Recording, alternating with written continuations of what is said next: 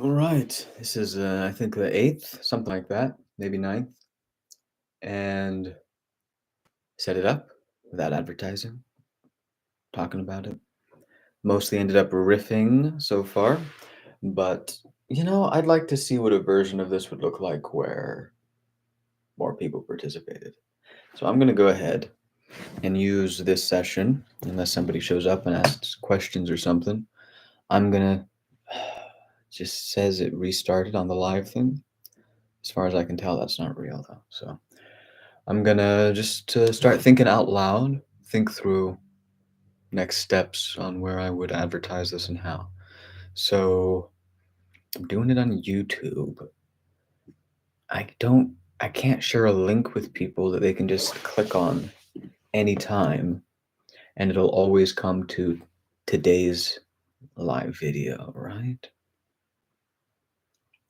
Interesting. Oh yeah, that makes sense actually. Hilarious.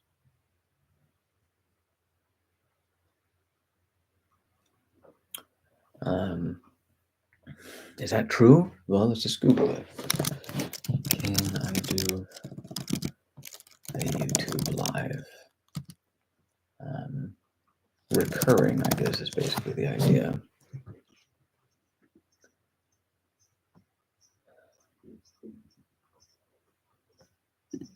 Use a single event page. Good for events that don't need separate branding, and you can use the same embed code. Okay. Cool. Let's do that. How do I use the single event page?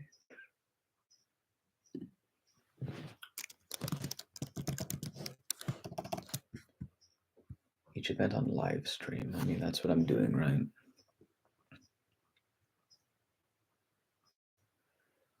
Requires a start and end time, which are guidelines, but you can stream to the same event page as often as you need, regardless of the start and end times. Interesting. Okay. So I can link to the same page URL. Cool. Cool. Uh, so how do I do this? I make an event or something. Let's see. Dashboard. Create. There's no create event option. Post.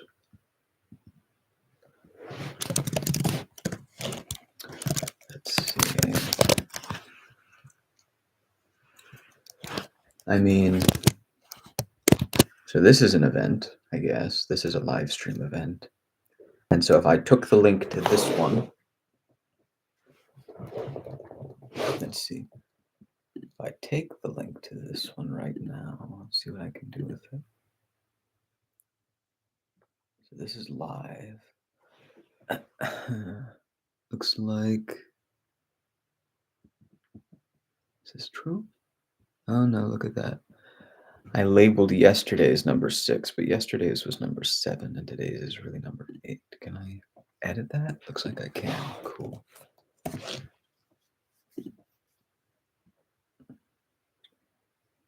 No, can I edit today's right now? Number 8. So here I'm looking at the event.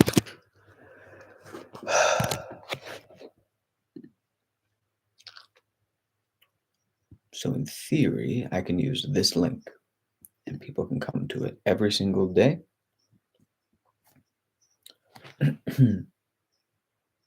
So I could take off the numbers. It could just be called a daily 6 p.m. sort of riff thing.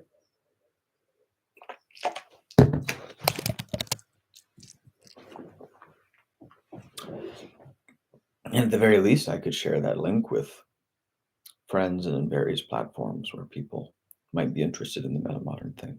So I guess that's what I'll do. So, this is an example of how a trivial inconvenience can get in the way.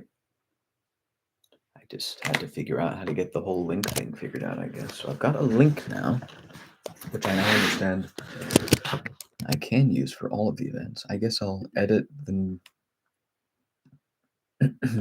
I guess I'll call it number 8 and on. Whatever, sure. Let's go with that. Let me call it a Q&A first instead of a riff first. Like, it's been more of a riff, but I want it to be more of a Q&A brainstorm/riff. And I guess some kind of description could be good.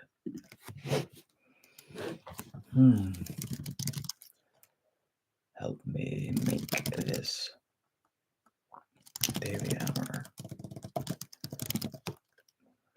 great. Ask questions. Propose ideas. I want to make this dialogical and adaptive to the needs of the moment and person. Here, I'll even say something interesting here. I'll say, in theory, a metamodern container should be able to adapt to even, let's call them unusual container stresses. Here we go. So let's see how far we can explore that before having to acknowledge the essential role that boundaries play even in the most open-minded container. Let's just keep using that same word. Cool. So there's a description, tells people to ask questions.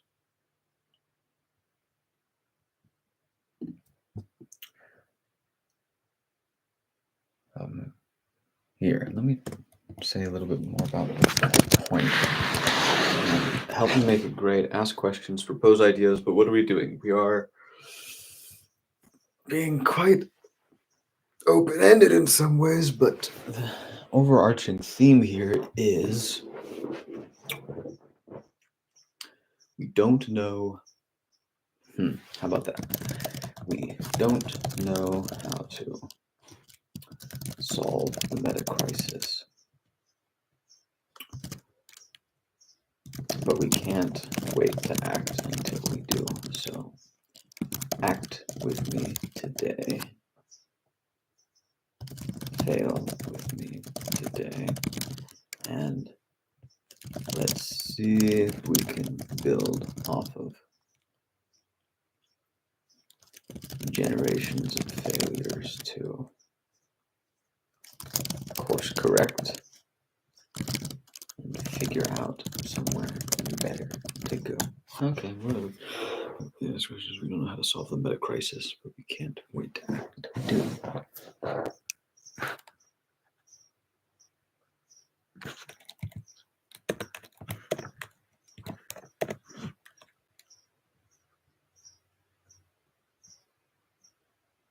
Cool. That'll do for now, certainly for this sort of 2.0 version of the thing.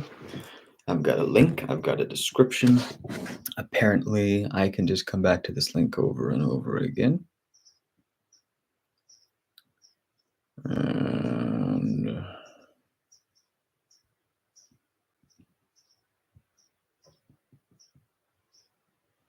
good.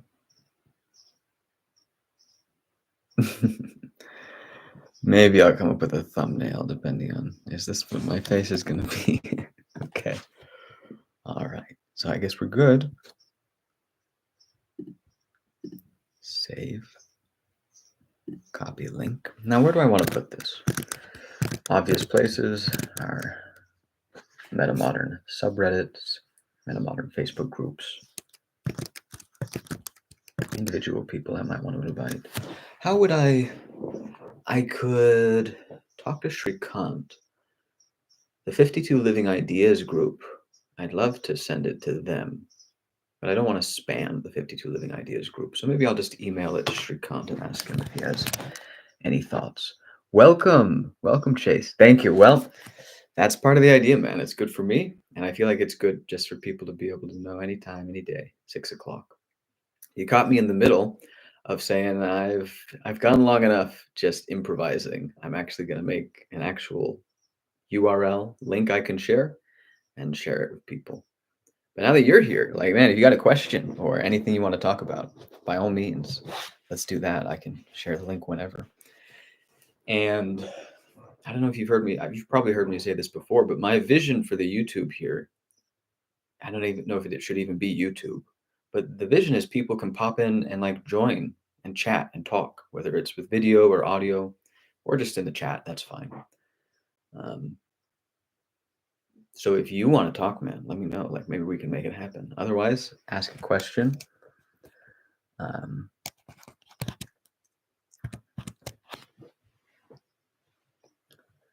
Like I know, no, not even ask a question. Like tell me what you're about. Like if you want to do it. Thresholdism. Yeah, I was about to say you're about thresholdism. I did look up your link, but I really can't remember. I don't have anything to say about it right now. Do you have if you can send the link again right now, I'd like to look at it and we could talk about it. The Akashic Librarians. You know, I've heard about this. I don't know anything about it, but I'm interested in, if I understand it, the idea of the Akashic records is the idea that there's like a metaphysical library of information that can be accessed in like meditative states or something. I have to say, my first thought is, well, obviously it doesn't contain the answers that aren't in the world because apparently a bunch of people in the world can access the Akashic library and they never come back with the answers. So, you know, it seems like it can't be a literal any answer to any question you want is just there. But I've heard people talk about it from very different sort of origins. So I'm interested certainly in the phenomenology. And honestly, at this point, I keep having my priors surprised. I'm pretty sure I'm pretty sure people who supposedly access this library don't get the answers to literally everything, but they might get the answers to a lot more than I think. And I'd love to experience it myself if I could. But that's all I know about the Akashic thing. So tell me more about it if you want, or get that link and we'll talk about thresholdism. Threshold, you know, it suggests a transition. People have come up with names for the metamodern thing. Some of them they want to call it liminal. And liminal sounds similar to threshold in some sense. It's this in between transition thing. And I think that's a good idea. And I also think nobody, come on, liminal. People on the street are going to start talking about how we're all in the new liminal age. Like, no way, not a chance. That's why I think metamodernism is the better name. Yes, so I suspect, yeah, metamodern threshold, I suspect we're talking about similar things. Yeah, Akashic, I've heard about it in New Age contexts.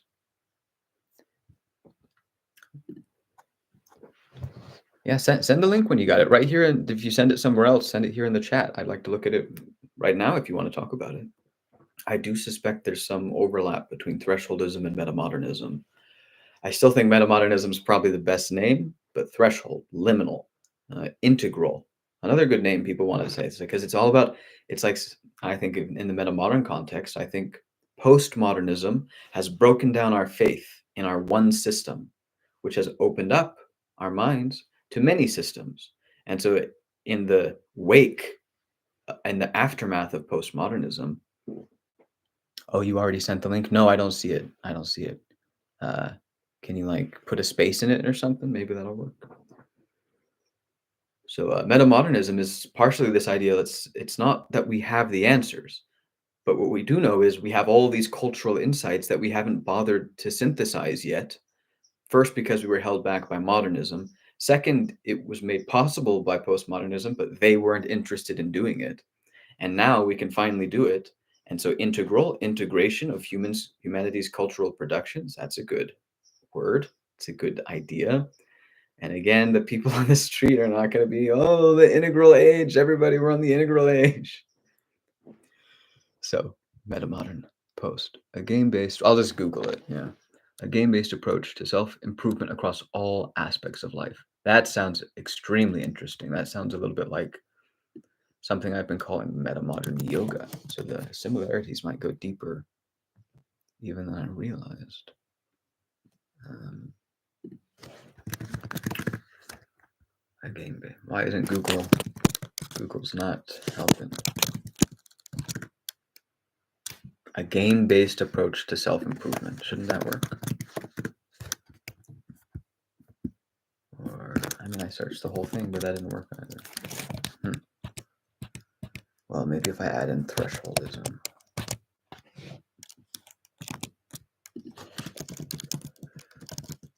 Did you coin thresholdism yourself?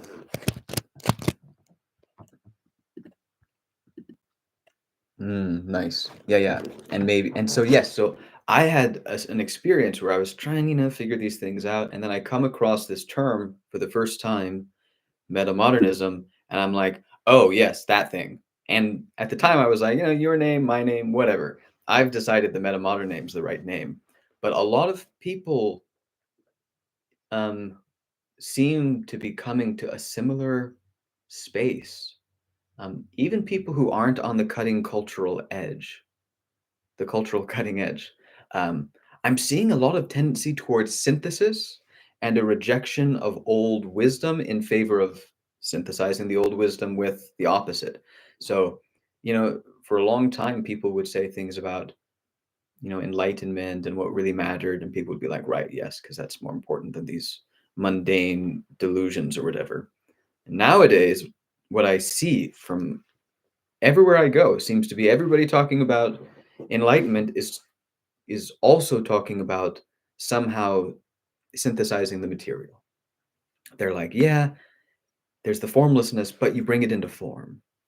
It's like, yes, it's the divine, but the divine is in the material. It's like, yes, there's your higher self, but your higher self has your lower self for a reason, or something like this. I hear everybody talking about this. Um, Honestly, just in the past year or so, more and more. So I'm optimistic that, of course, most people aren't thinking about it in terms of metamodernism. Most people aren't coming up with their own words for it, like thresholdism. But somehow everybody, tons of people seem to be talking in this same space. So anyway, let me see if Google is my friend here. It really isn't working. How hard can it be to find thresholdism? I mean, here we go. No, that's still not. If you can try send thresholdism Substack. Okay, there we go. Surely that will do it. Substack. This is thresholds. Is that you?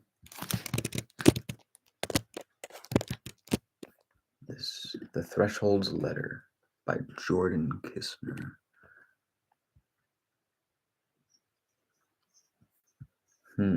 It's a little bit, I suspect, isn't you? This is silly. How hard can it be? Are you sure you can't put a space in the link or something? I know I should just be able to Google it, but for whatever reason. Thresholdism.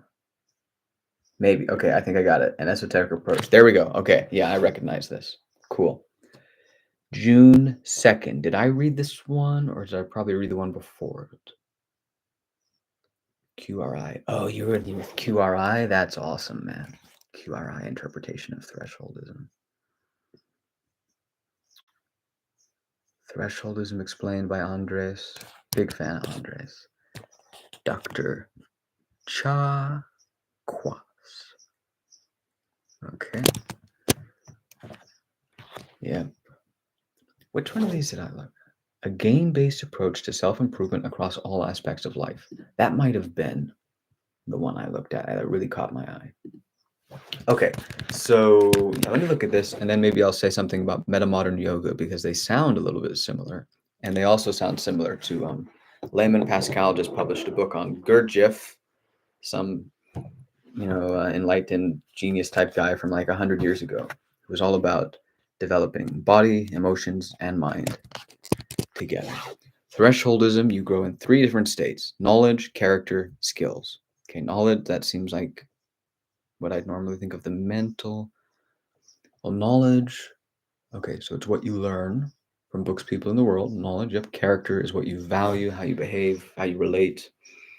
And then the skills, I think I know what skills are. So, and then each of these can be simple or complex. Okay. So thresholdism helps you grow in knowledge, character, and skills at the same time. Okay, so first note, uh, in Gurdjieff's and in Metamodern Yoga, the main three are something like mind, heart, and body. Mental, emotional, physical. Yours sounds like in the realm of the mental and the emotional. Certainly the relational parts relate to the emotion. And so the mental and the emotional. And then part of the metamodern yoga theory is you can take mental and emotional development further and further and further and further, but at some point you will hit a wall in the body, so to speak. There aren't really differences between the mental, emotional, and physical. They're all physical. They're all things that molecules in the body are doing. And so what you're doing with one actually affects the others. And if you develop any one part to greater and greater extreme developments, generally there will be some kind of shadow in the opposite. People who are enlightened, I mean, what's with all the enlightened gurus and their like behavioral scandals? Uh, they seem to be really missing something. And a lot of them just like refuse to acknowledge anything interesting or helpful about like science or rigorous thought. They're imbalanced. A lot of them, how to say this? You don't have to do your shadow work to get enlightened. You don't have to. You can be enlightened and still have a psychological shadow. Well, a lot of people are like that. And then once they're enlightened, many of them no longer want to integrate their shadow anyway. What's the point? Everything's already cool. Um, so they end up with these shadows and with these scandals. And most importantly, as far as I'm concerned in the metamodern context, is whatever amazing things they have, they are apparently not enough to avert the meta crisis. So they say they've got all the answers. Well, they don't have these answers. They say that doesn't matter. Good for them. I still care about the world, at least for now. So the fact that their system isn't enough to avert the meta crisis makes me say, cool. You may not think you need to do psychological integration because it doesn't matter. But what if you did? What if you did the mental and the emotional? And you pushed those deeply. But then you discovered you couldn't keep going forever unless you developed the physical at the same time. And that's Gurdjieff, mental, emotional, physical. And then my addition in metamodern yoga is I've actually got a fourth layer. My theory is even if you develop the three in tandem deeply enough, the shadow will still manifest in the last layer, the last space where it can manifest. And that is in behavior and in the external environment as your agency, your free will, your individuality mediates between organism and environment. And so you really want to do all four metacognition. Are you saying it's the same as the behavioral layer or that you also have a fourth layer, but yours is metacognition?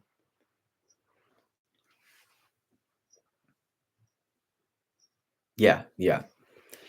Yeah, I don't know. I've developed an affection for fours. I know that's not a very scientific process of theorizing. The knowledge, character, and skills is your own evaluation of those. Someone else might have a different. Sure. Yeah. What is the significance of that point? Like, yes, I and my friend might disagree about exactly how skilled I am, but like, what is the relevance of that truth? Yeah, in this context.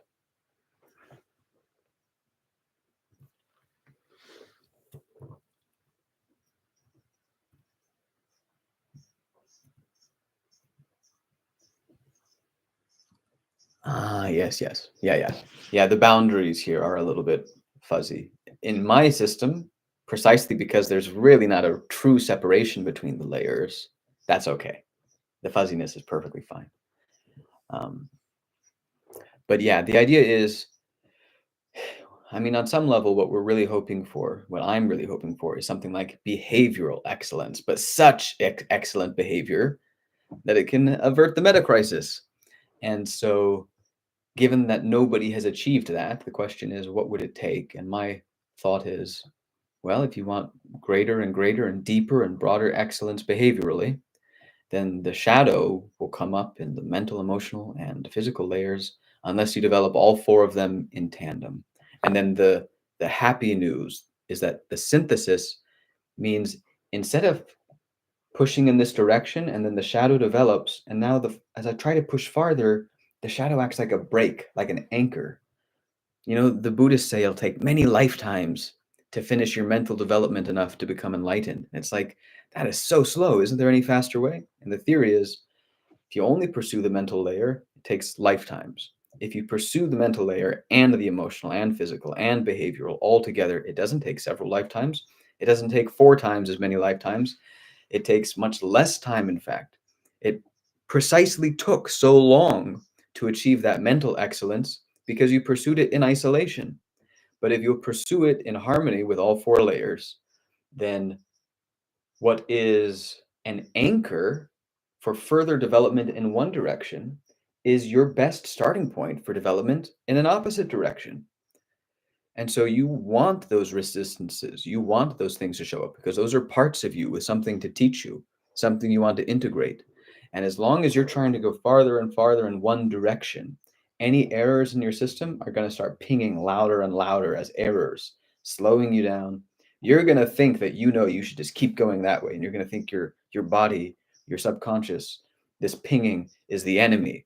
If it would only understand what your conscious mind understands, it would get with the program and allow you to pursue extremes in this direction. Your conscious thing is not as smart as you might think it is, though. If you really could get your body to stop putting on the brakes and let you do whatever you wanted, you'd probably drive off a cliff. And the real best answer is somewhere in the integration of the activations and the inhibitions, the things you're trying to do and the resistances to them. And that means if you want to spiral to this really fast integration and excellence, you can't insist on maintaining the course heading you entered at the beginning of the process. If the process is working, you should be a lot smarter partway through it. So of course you're going to want to update the course heading. You should be updating it constantly. You want to be an adaptive thing. This is another reason it takes several lifetimes to finish the mental development of enlightenment. It's like you're on some level, too rigid, which is a funny thing to accuse the Buddhists of. And of course, obviously, the excellent Buddhists out there could take me to task for some of the oversimplifications I'm doing here.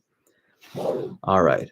So go to the bottom of the page, click on read less. Yeah, the Buddhist too rigid. Okay, I'm going to read less. Why am I going to read less? Where's read less? I don't think I see read less. Oh, there it is. Yeah. The biggest secret lifelong students discover after being betrayed by the Church of Academia. All right, so I'll look at this for a moment. Yeah, game 23. 23. Why on earth the number 23? I'll look at this for a minute. So if I don't respond right away, it's because I'm looking at the thing. This might have been another page I actually did look at a little bit. Threshold represents navigating the 3 existential states across 2 levels of comprehension. The number log 23 symbolizes breaking the trinity of being into a duality to play in the illusion of separation. That's a very interesting thought.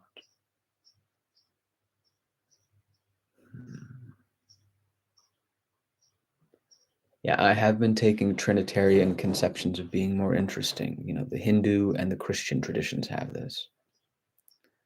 And then there's the duality. And I do feel like there's something here.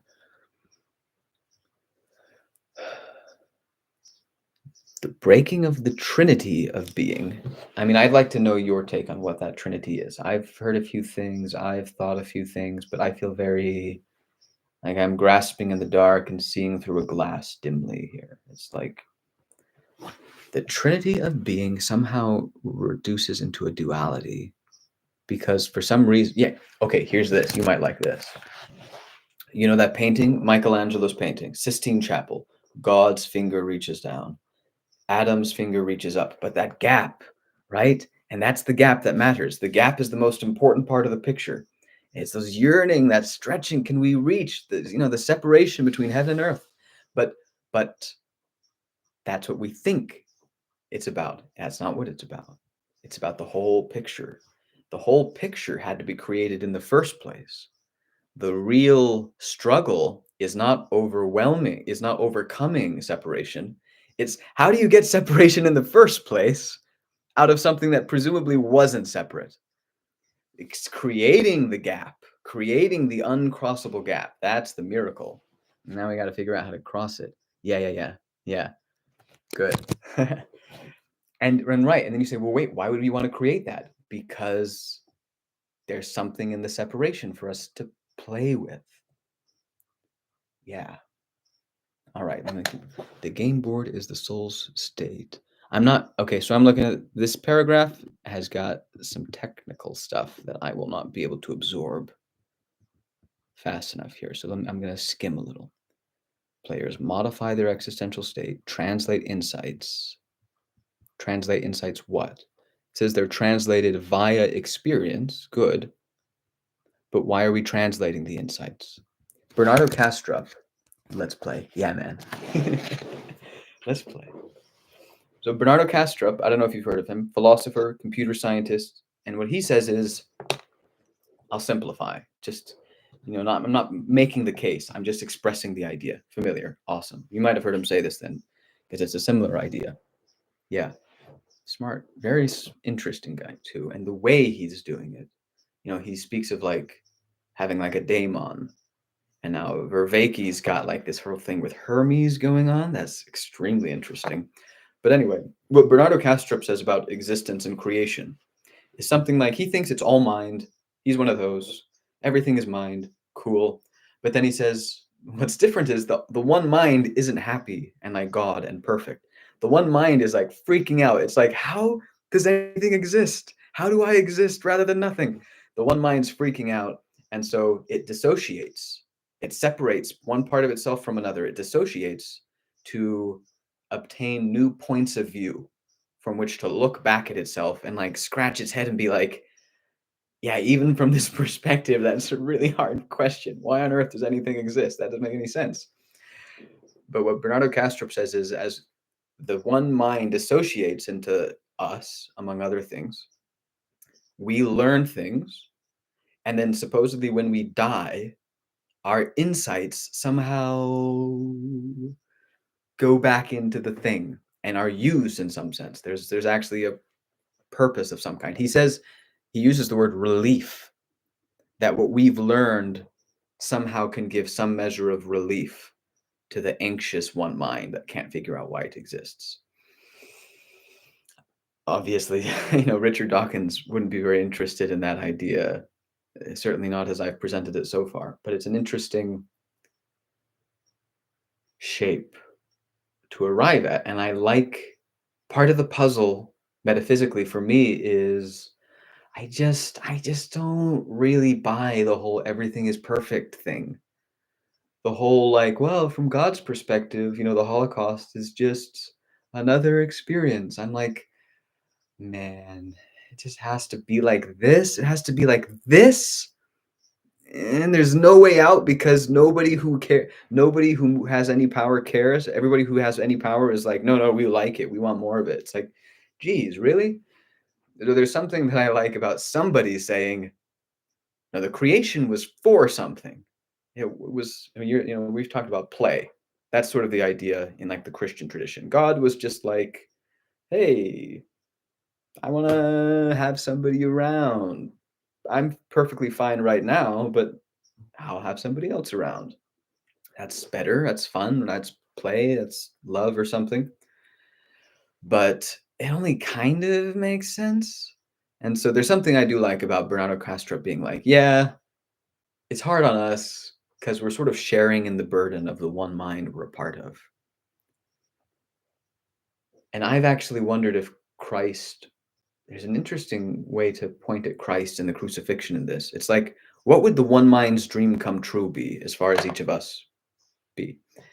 It might be something like embracing that role despite the anxiety and the fears and the pains and the sufferings and the privations and all of it. Like the one mind's dream is that we'll be like, hey, some of your suffering and anxiety that you're sort of giving to me through life in some sense, go ahead and give me some more. Like, I know you have to deal with so much. Give me some of it. I'll take up my cross. I'm willing to take up my cross. If all of us will take up our cross, we can voluntarily assume this existential burden that even God is subject to. And we can give back to the one mind that is also us in some sense or something. By facing it voluntarily and courageously and with the intention to learn, we can come back with much richer spoils, so to speak. There's that whole idea of treasure in heaven that even Jesus talks about. It's a very strange idea. It's like, let not, how does he say it?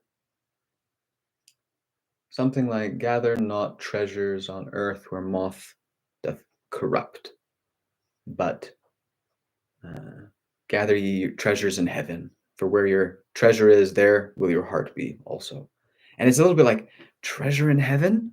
What am I going to do with a pile of gold in heaven? Like, what shouldn't it just be if you get into heaven, done, and otherwise nothing matters? It's like, what is this some people have more treasure than others thing going on? And maybe the answer is some people figure out more out of life than others, and some people are a greater relief to the one mind than others. And maybe Christ was just like, oh, finally, maybe for one moment, that's a nice way to imagine it. Maybe Christ did such a good job of voluntarily allowing life to pour, suffering onto it, that for one moment, the one mind got to say, you do it, and I'll just take one damn breath in all of existence. Now, then the story is that, Jesus comes back from the dead and all of these things. So then that's part of the question is, okay, what happens supposing Bernardo Kastrup has something right? What would happen if you hit that implicit target as well as possible? What is the relationship between the mind that dissociates into you and you as you just dissociate? I guess you're not dissociating, you're undissociating back into it. And if you do your job perfectly as this material lower self, does the higher self do its job perfectly? Does it do something for you? Is there any kind of interaction there? That's sort of the idea. Who knows? Who knows? But anyway, so I am interested in this idea that is there really something going on with the life? Is there some reason for the pain? Is it really? Some people are like it's supposed to be there. Some people are like it doesn't matter. Some people are like it's not supposed to be there, but it's okay that it is because you deserve it because of sin or something. And it's just like, well, I really hope we can put together something better than this. Life is not fair is not an excuse to be mean. Yeah. Life is fair. People are not. And some people say life is not fair. Right. And they use that to justify being personally unfair. Yeah. In some sense, they're saying like, hey, why should I be an angel in a fallen world? And on the other hand, it's a little bit like saying, if you can be an angel, be an angel. That's why the world's fallen, is because nobody wants to be an angel. And everybody is like, I'm not going to be fair because life isn't fair. And it's like, if we would all be fair, then hurricanes and stuff would still come and mess things up. But our lives would still be, leaps and bounds better than using the hurricane to justify being a jerk to people. All right, so victory conditions are ascension and unified understanding of the human experience. Yeah. As coherence increases, consciousness experiences the totality of reality. The ultimate prize is remembering one's true nature as unbounded awareness, dreaming itself into form to know love. I really like how you put this because most people will say something like remembering one's true nature as unbounded awareness, stop. And it'll be like, that's not where it stopped, did it though? Your own model says that the unbounded awareness did something and is doing something. So the actual nature of the unbounded awareness isn't just unbounded awareness stop. It's unbounded awareness dreaming itself into form, to know love. That might be right. I love the formatting here too, by the way. Very, I don't know, savvy to the way like written language works. That's a very interesting phrase. I'm going to think about this one. It might be like exactly right. Unbounded awareness, dreaming itself into form to know love. It's like it can't really get love unless it knows love, but it can't do knowing unless it does form, but it can't do form unless it does dreaming. And so the unbounded awareness has to dream. That's a very, very interesting idea.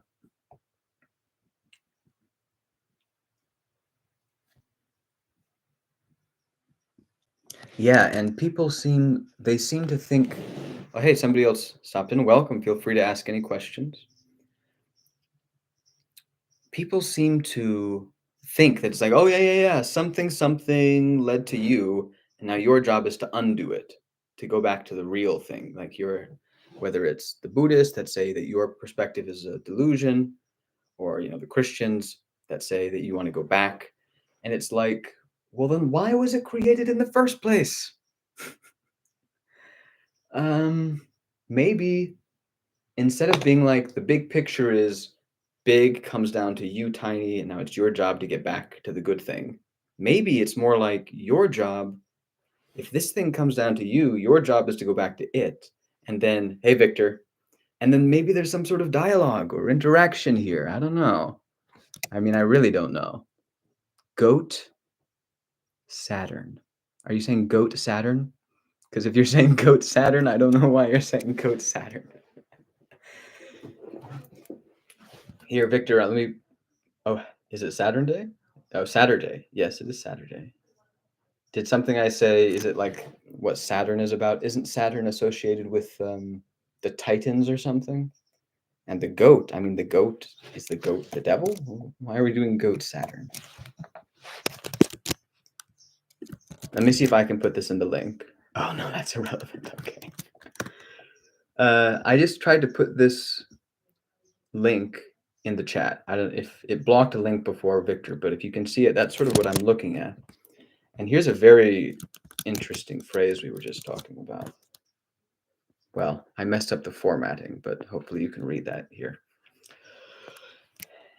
Anyway, so today I figured out that I can use the same link for all of these streams. So I've got a link. Oh, great. Thanks, Chase. So I've got a link. I'm going to publish it. Maybe some people start showing up more often. I haven't really published. I've told a handful of people. So thanks for coming, guys. But and then Chase and I have been talking about what he calls thresholdism, but which is sort of similar to metamodernism. And he's got some very interesting ideas here that I can't absorb and discuss in the course of today. But that's what we've been doing so far. And Victor, I'll tell you what I told Chase. It's like, yes, I say like, if you have any questions, ask them. But like my vision of this ideally would be that people would be able to pop on and we could have discussions. If we were having discussions, I wouldn't just be telling people to ask me questions. I'd be asking them questions. Well, we don't have the whole people popping on thing worked out, but I still want to ask questions. It's just harder when it's just us you here in the chat. But is there any and I don't know if you want to talk right now. If you just want to watch, I don't want to pester you with questions. But yeah, by all means, questions. And by all means, if you wish I would ask you a question, tell me what it is, because I wish I knew what to ask you, but I don't know.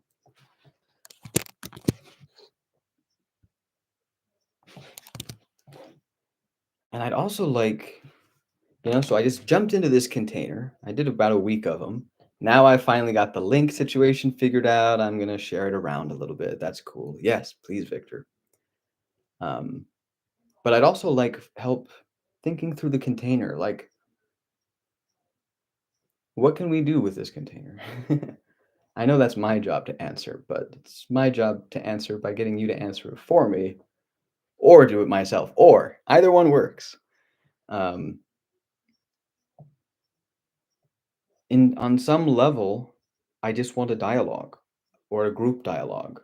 where we all fail together at answering the question of our times, which might be something like, how do we coordinate better and avert the meta crisis? And the answer is nobody knows, clearly.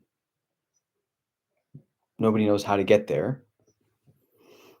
So here we are being like, what are we supposed to do? And it's like, okay, well, if you can't answer it, then go away. And it's like, yeah, nobody knows what to do though. So interesting. Knows what to do though. So it's like, start with not knowing what to do. Here we are acting. Now what? Okay. My offer is to host this in the cafe, integrate it with Twitter Spaces for dialogue, and generate summary artifacts. I like the summary artifacts and stuff. I'm intrigued by integrating it with Twitter, although I don't know what that looks like. I'm very new to Twitter. And the other part I don't understand is to host it in the cafe, but I want to just be able to give people a link, ideally a familiar link. If we host it in the cafe, can we still sort of do it through YouTube or something, and I can give people a link? Or let's see, what's my Twitter handle?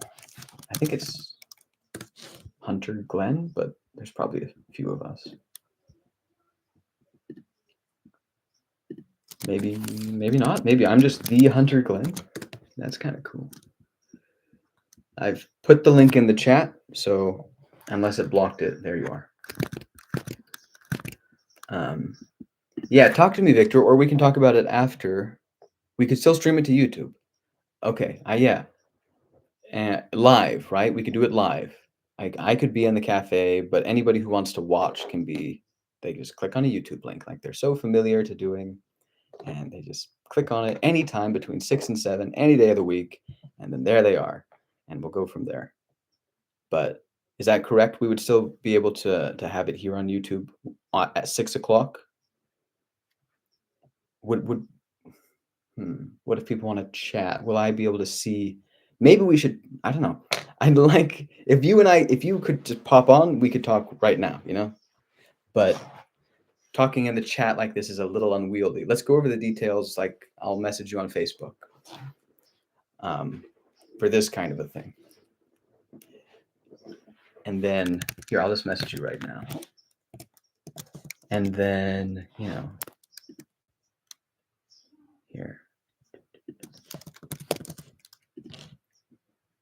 Huh?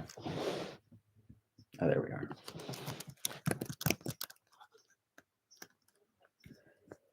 That would be interesting if we could turn it into an on-ramp to the cafe, too. 30-second lag? Jeez. Yeah, when I say pop on, I mean, like, I would ideally like this container to be... I don't know how to do it, though. If you know how to do it, tell me. I don't know how to do it. Zoom? Yeah, probably. Except, can we do a Zoom on YouTube live? How does that work, if you know? Anyway, I'll message you here.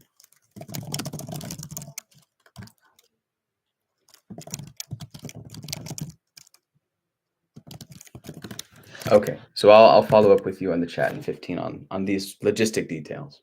Thank you very much. I'm excited about the container starting to take shape a little bit here. Ooh, I'd love to come talk with you if you're still ever doing that. X. Yeah, cool. Yeah, yeah, X seems like a good tool to me. I'd love to do it on X. I have wondered about X. I think there's... Okay, so like, picture the hierarchy. There's a lot to criticize about hierarchies, but the important function that they play is that they compress. And you got like 8 billion people on the planet. If you have the people in charge, they can't listen to 8 billion voices. So instead, the 8 billion voices talk to like 50 million leaders, and they compress the message down, and the 50 million leaders like pass it up to like the next million leaders or whatever, and then the million compresses it down, and it gets compressed and compressed. And then the top, they give orders, but they have to give generalized orders for the whole planet. So then, of course, the leaders in between have to expand those orders and make them correct and appropriate to the individual needs of each group under their purview. And X I see as a, what, I don't know, maybe it could be a tool, maybe it could be the tool that humanity uses to aggregate the voices of the 8 billion and distill them down into comprehensible signals that leaders at the top of the hierarchy can use to inform behavior. We need some tool like this, and it doesn't exist. We have a very poor version of it in the form of our government, where like I can go talk to my representative, the representative can talk to the governor can talk to the president. Realistically, that won't happen almost ever. So we need some other system. And X/Twitter, I mean, that name though, I think maybe it's an all or nothing name. Like generally speaking, the answer is no, that doesn't work. You can't call it X. Nobody's gonna know what you're talking about.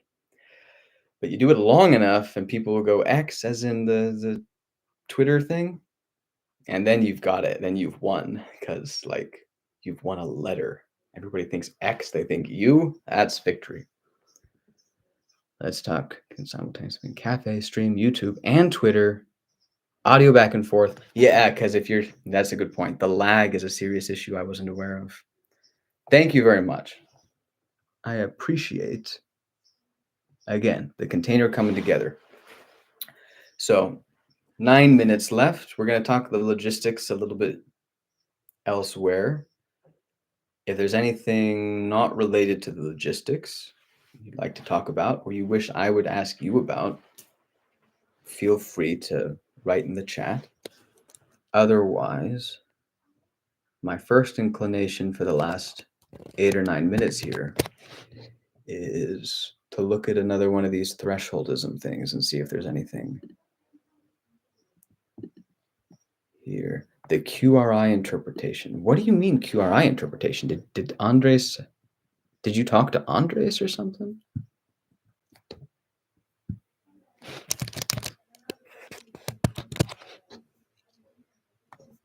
Within a map. Well, some of these, they're quite dense. I think I'll probably want to look at these a little bit more at a leisurely pace. A type of language. Yeah, I appreciate your rigorous and precise language, which I will need in order to tease apart, subtle concepts if I come to wrap my head around thresholdism. I have personally become attached to I sort of see one of my roles as trying to take complex language and make it accessible to people. So once I can understand the more complex ideas, I'll hope to use maybe the same language for discussing it with similarly technically, philosophically oriented people. But for most people, we're going to need a simpler language. And I'm quite encouraged as I've begun to speak about metamodernism because I'm becoming more, I was like, when I saw smart people, who weren't easy to understand before, my instinct was always to give them the benefit of the doubt and assume they were probably using appropriate language. But, technical language is appropriate sometimes, and you can't always express ideas in simple language. And so they were probably doing a good job. And I just wasn't smart or savvy or informed enough to track them. But as I've talked about like metamodernism and stuff and tried to make it accessible, I'm like surprised how rarely I need to use a big word. I take great pleasure in noticing how often I can really just effectively get my point across with words like bad or good. I like that. I want some of that to happen. And like anytime I can go with that, that's my goal for now, because the whole metamodern space is tiny. It's been tiny for 10 years and it's stayed tiny. And I look at the stuff even today and I'm like, I couldn't share this with anybody. Who am I going to share this with? The only people I can share this with are the philosophically cutting edge people who practically know it already. it's an exaggeration, but the point is very, very inaccessible still. So, um, on the other hand, I talked to a guy who was like, "Oh yeah, great job simplifying it." And I was like, "Thank you. Like, do you think like it would work for like your mom?" And he was like, "Oh yeah, no, definitely not." I'm like, "Oh, well, maybe, maybe we still got some work to do." I try to use simple language, but I do have a tendency to just say the thing. This is the abstract concept I'm pointing at. And just dealing with abstractions at all is often not the right way to communicate with a lot of people. So probably it needs like stories and images and symbols like religions famously use, right? And honestly, some of the best ones I've used so far, I just take them straight out of religions. Like the idea of we were talking the other day of a virus versus there's not a word for it, but like the positive version of a virus. A real virus takes you over, reprograms you to create more of it, and it does that until you die and it dies with you. And it's like it was so pointless. It didn't even take you over so that it could live instead. It just ruined your body and then died itself. And it's like what a pointless evil sort of a thing.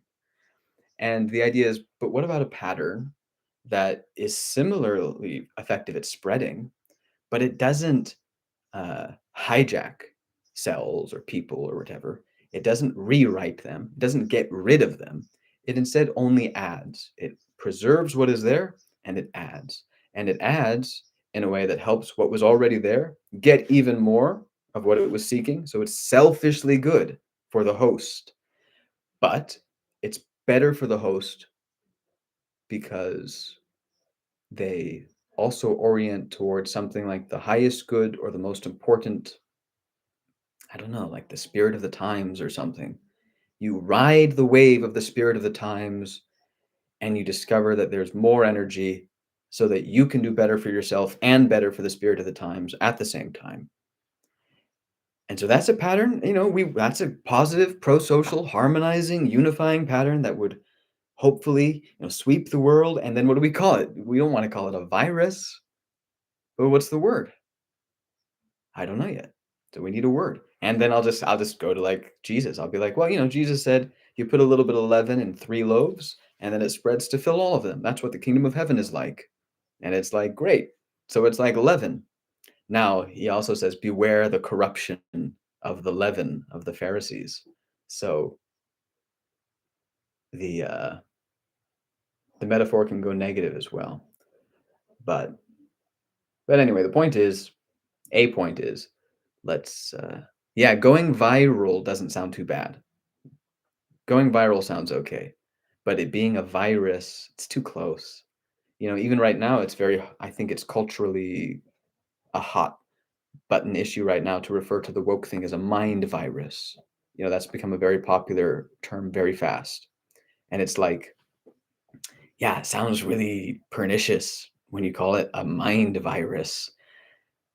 So we need a better word for something that isn't hopefully so scary. Um, Thank you very much, Chase. I appreciate it. Um, yeah. All right. So we got a couple of minutes. I want a better word for a highly effective meme that spreads like mad, but in the name of love or something. And maybe the part of the problem is, well, the virus, it's a literal world object. There are viruses all over the place. It's a good word for what happens with memes. Memetics and genetics are very similar. So is there anything genetic or biological that corresponds to this sort of thing that spreads, but in a positive way? And you could say it would be something like the pattern that led cellular life to turn into multicellular life. That pattern spread like mad, and then it reoccurred at a higher layer of reality when multicellular organisms formed together into families, families into tribes, and tribes into nations. It's the pattern that keeps showing up all by itself amidst horrible competition that finally breaks into a new cooperative paradigm.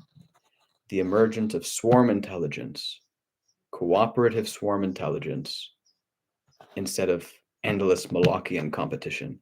That's the pattern. but it's not an object. It's a pattern. So I can't just use the word pattern. Um, Principle, it's too vague. It would be nice if there was an actual object that did this thing. So something to think about. Thank you both for coming and for everything else. Mental hitchhikers. Yeah. Hitchhikers. Here we have verbal Velcro. Yeah, keep going. I'll wait a second. If you have any others, go ahead and post them. I don't want to lose them. Thought magnets. Yeah. Nice. A fan of alliteration, are we? I'm something of a fan myself. Subliminal snares. That one sounds pernicious again. Conception clingers. Verbal Velcro. Snare, like a snare drum. Okay. Yeah. Thanks, Victor. I'll follow up with you in a couple of minutes here. Subliminal snares. Why are they like snare drums though? Because they're used to coordinate. That's an interesting point. What if we said it's not the virus and it's not even the viral behavior. It's the shared point of attention that we all look at that allows the swarm intelligence dynamics to arise. All right, I'll see you next time. And thank you very much, Chase. Bye, everyone.